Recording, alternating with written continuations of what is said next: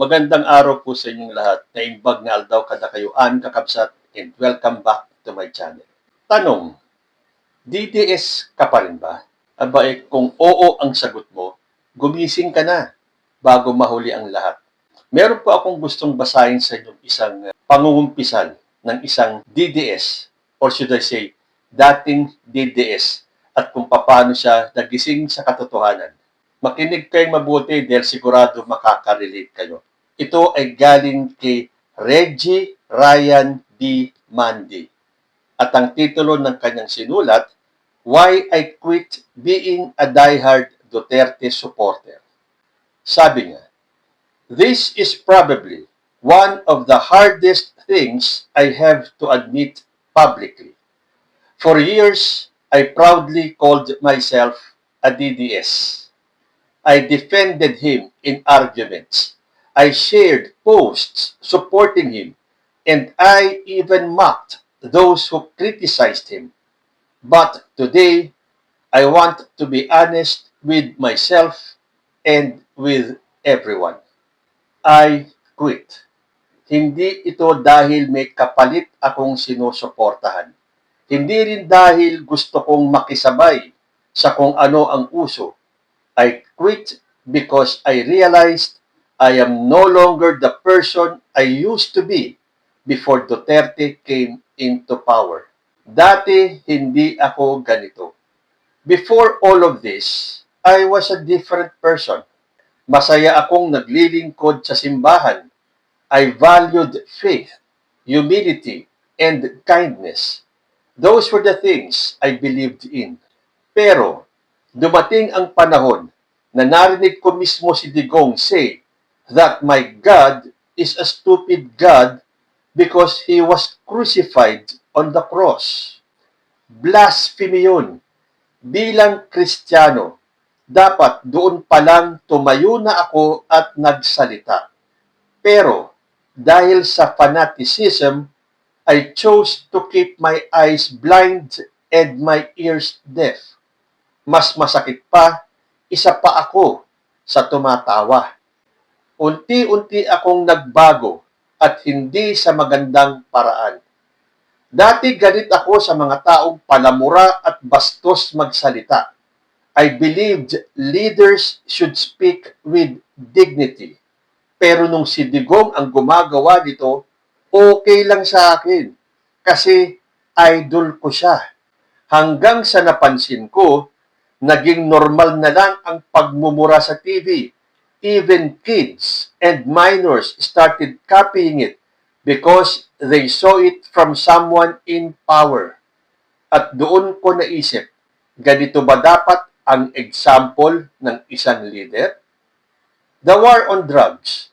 Isa ako sa sumuporta sa war on drugs noon. I believed drugs were destroying the country and something had to be done. Pero habang tumatagal, may realization ako. Drugs ang dapat patayin, hindi tao. Ang ugat ng problema ay ang drug lords. Pero bakit parang ang namamatay ay puro mahihirap na addict at pushers?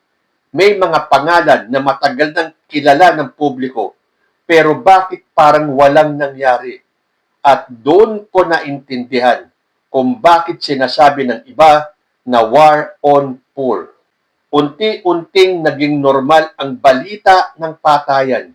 Naging normal ang karatulang may nakasulat na adik ako, wag tularan.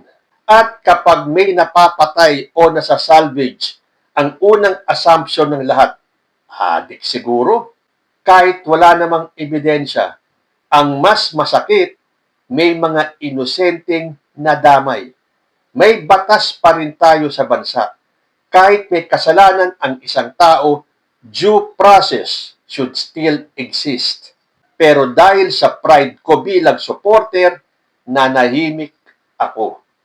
Then, I realized something painful. If you stay silent when you know something is wrong, you are siding with that wrong. Ang Pilipinas at ang mga isla natin. Mahal ko ang Pilipinas, pero may mga pagkakataon na nalito ako kung bakit parang handang ibigay ang mga isla natin. I even heard statements that sounded like we might as well become a province of China. Masakit yung pakinggan bilang Pilipino. Para itong harap-harapang pagtataksil sa sariling bayan. Pero nanahimik pa rin ako. Hindi dahil tama yun, kundi dahil ayokong mapahiya sa mga kaibigan kong DDS din. Mga bagay na hindi ko na kayang ipagtanggol. There were also statements and actions that made me deeply uncomfortable. May mga biro tungkol sa rape. May mga bastos na jokes kahit tungkol sa mga biktima. May pagkakataon pa na pati ang madring ni-rape at pinatay ay ginawan pa ng biro. At oo, isa ako sa tumawa noon.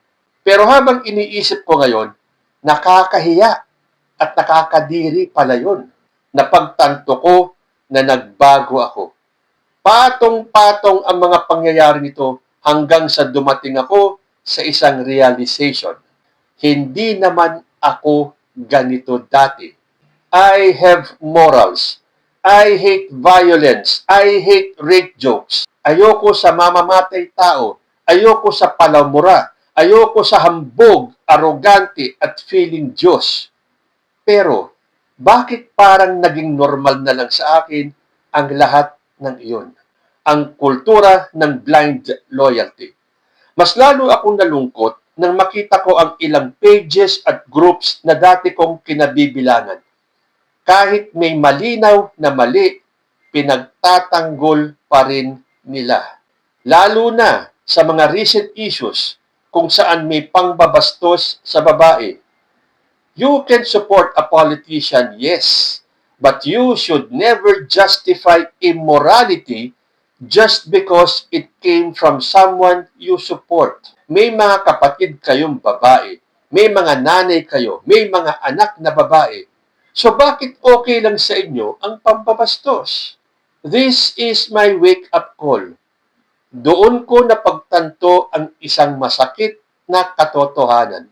Hindi lang ang leader ang nagbago sa kultura, pati ang mga followers. Marami sa amin ang naging mas bastos, mas mapanlait, mas walang empathy, at tinatanong ko ang sarili ko, bakit tayo nagkaganito? My decision. So today, I am choosing to step away.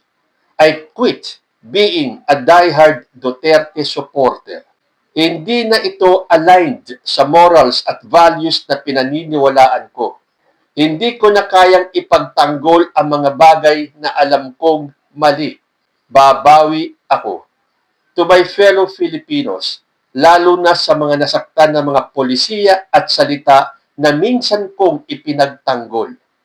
I am sorry. Babawi ako. I will try to be a better citizen. I will try to think critically. And I will never again allow blind loyalty to replace my conscience. Mahal ko ang Pilipinas. At kung naging bahagi man ako ng dahilan kung bakit naluklok sa kapangyarihan ang isang sick man, humihingi ako ng tawad. This time, I choose conscience over fanaticism. Padayon, Pilipinas. So, salamat kay Reggie Ryan B. Mandi at itong kanyang confession ay para sa mga kapwa niya DDS. Well, hindi na po siya DDS ngayon. Dahil sinabi niya, hindi naman nangangahulugan na bumaliktad siya o may iba na siyang sinusuportahan. And this goes to each and every DDS. Gumising na kayo.